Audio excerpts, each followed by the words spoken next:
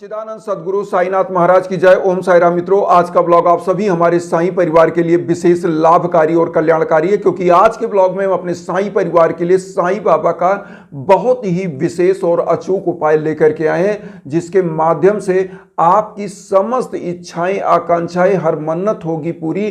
क्योंकि चुपचाप आपको संकल्प लेकर इस पूजा को करना है। कैसे करना है और कब करना है यह भी हम बताएंगे, लेकिन सबसे पहले हम आपको बता दें इस संकल्प से क्या क्या आपको लाभ होगा। देखिए, सबसे पहले जिनके घरों में कोई भी बाधा हो, कोई भी कार्य ना बन पा रहा हो, क्योंकि बहुत सारे ऐसे परिवार हैं जिनको यह नहीं पता होता है कि उनके घर में गृह बाधा चल रही है, जिनके कारण से लड़ाई झगड़ा, दाम्पत्य जीवन का कलह, और ऐसे समयों में होता क्या है कि आपका परिवार धीरे धीरे बिखर जाता है। क्योंकि आपसी मनमुटाव जब होता है तो परिवार की तरक्की रुक जाती है। क्योंकि रामायण में लिखा भी है, जहां सुमति तहाँ संपत्ति नाना, जहां कुमति तहाँ विपत्ति निधाना। मतलब जहां पर सुमति होता है, जहां परिवार एकता और समरसता से रहता है, वहां समस्त प्रकार की संपत्तियां आती हैं, सुख संपत्ति वैभव सब कुछ। लेकिन जहां पर आपस में कुमति हो जाता है, मतलब उनका विचार नहीं मिलता है, वहां पर क्या होता है कि पूरे परिवार में हर प्रकार की विपत्तियां आती हैं, रोग दोष कलेश विकार, धन की कमी, सब कुछ बेकार हो जाता है। तो सबसे पहले तो गृह बाधा इससे दूर होगी आपके घर परिवार की। अब दूसरा नंबर, अगर आपके कोई युवा बच्चे बच्चियां जिनके शादियां नहीं हो पा रही हैं समय पर, उनके लिए आप बहुत ज़्यादा प्रयास कर रहे हो कि वह उनकी शादी अच्छे परिवार में हो जाए, अच्छे वर से हो जाए, अच्छे घर में हो जाए, चाहे वह बच्चा हो चाहे बच्ची, लेकिन शादी नहीं फिक्स हो पा रही है, तो उसके लिए यह उपाय है। अब यहाँ पर आता है जो बच्चे बच्चियाँ सफल नहीं हो पा रहे हैं, कोई भी कंपटीशन दे रहे हैं या किसी जॉब के लिए, वह बहुत अच्छी अच्छी हाईली एजुकेटेड हैं, बहुत अच्छी डिग्रियां उनके पास है, बीटेक है, एमटेक है, एमबीए हैं, बीसीए हैं, जो भी उनकी डिग्री है, लेकिन वह क्या हो रहा है कि सफल नहीं हो पा रहे हैं।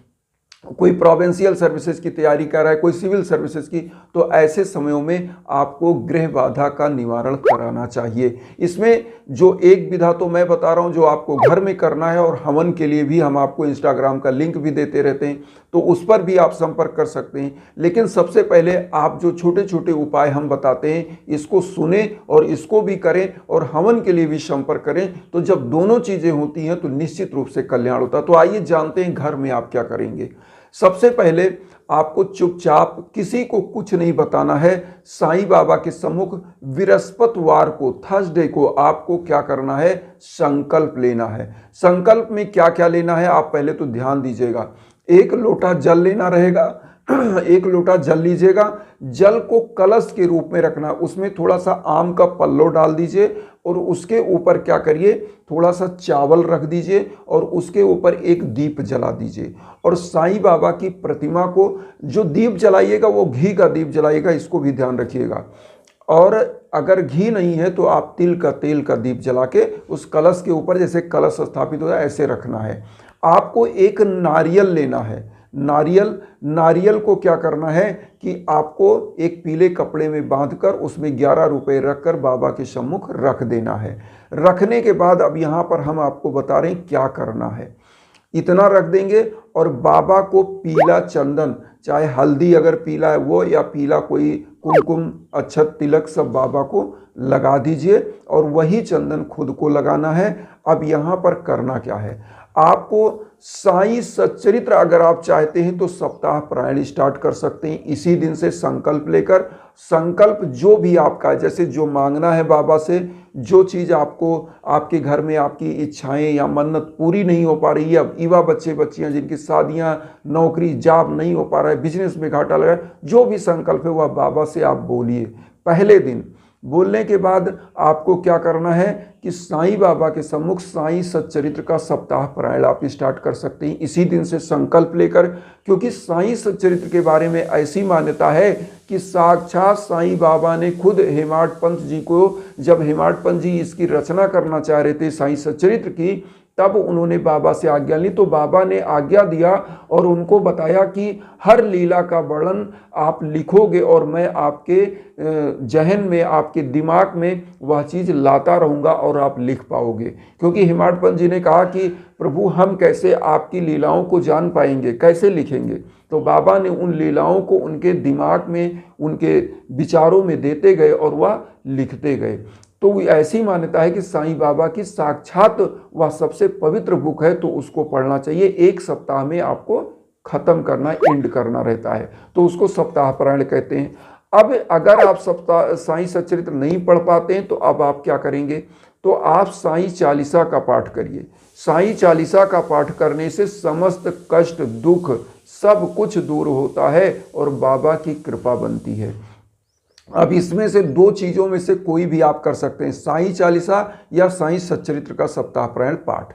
और करने के बाद अब आपको क्या करना है, ये जब स्टार्ट कर रहे हैं तो उस समय भी साईं बाबा को भोग लगाना है। जो नारियल रखा है आप पूछेंगे वो हम क्या करेंगे, जो कलश पर चावल रखा है वो क्या करेंगे। अब हम आपको बता दें, नारियल और जो आपने 11 रुपए रखा है, इस नारियल को जब आप सप्ताह पारायण कर चुके या 7 दिन आप जो है 7 बृहस्पतिवार साईं चालीसा पढ़ चुके हैं, तो इस 11 रुपए को, नारियल को क्या करना, प्रसाद के रूप में आप फोड़ के पहले दिन ही खा सकते हैं, पूरे परिवार में बांट दीजिए। और 11 रुपए को किसी मंदिर में आपको जो वहाँ पे दान पात्र होता है उसमें ले जाके डाल देना है, ये करना रहेगा। जो कलश के ऊपर आपने चावल रखा है, इस चावल को पहले दिन ही केवल रखना है एक बार, जैसे जिस दिन आपने संकल्प लिया, और उस दिन आप उस पर दीप प्रज्वलित हो। उसके बाद आपको क्या करना है, इस चावल को कहीं भी किसी गाय को खिला दीजिए या किसी को दान कर दीजिए, गरीब को,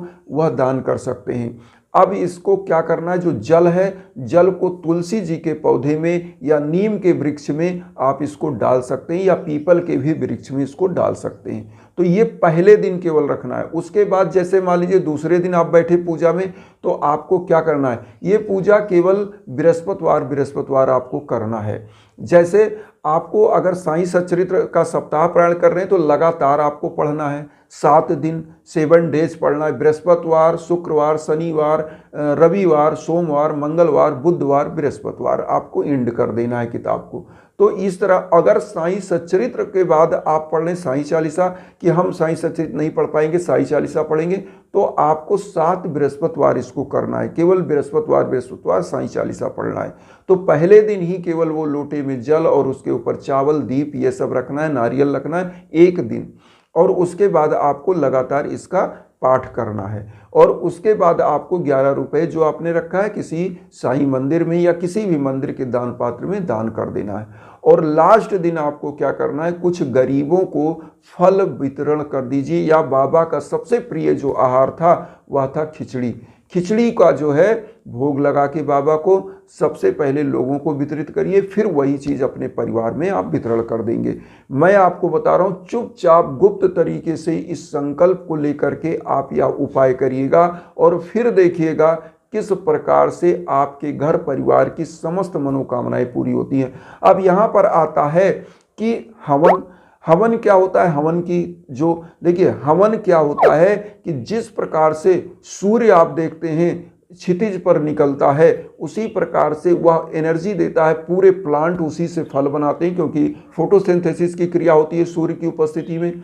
और सभी सृष्टि का संचालक सूर्य है। सूर्य सबसे प्रथम ग्रह माना जाता है, सबसे मुख्य ग्रह। इसी प्रकार से जो हवन होता है, हमारे यजुर्वेद में वर्णन है हवन के बारे में। और हवन एक ऐसी चीज होती है, आपके जीवन काल में कभी भी कोई भी कष्ट आता है, कोई मनोकामनाएं नहीं पूरी हो रही हैं, आपके घर में लगातार मतलब एक प्रकार का कलह बना हुआ है, परिवार एकदम छिन्न भिन्न की स्थिति में जा रहा है, रोग दोष कलेश विकार घेर रहा है, ऐसे समयों में हवन होना चाहिए। हवन की जो अदृश्य ऊर्जा होती है, जिस प्रकार से सूर्य पूरी सृष्टि का संचालन करता है, उसी प्रकार से हवन आपके नाम और गोत्र पर जब होता है तो आपके दिन को हमेशा के लिए सुधार देता है, आपकी किस्मत को संवार देता है और यह हवन की अदृश्य ऊर्जा आप तक जाती है, क्योंकि यह आपके नाम, आपके गोत्र पर संकल्प होकर के यह हवन होता है। तो इसीलिए हम कहते हैं इंस्टाग्राम पर आप लोग आइए, कहीं भटकने की ज़रूरत नहीं है।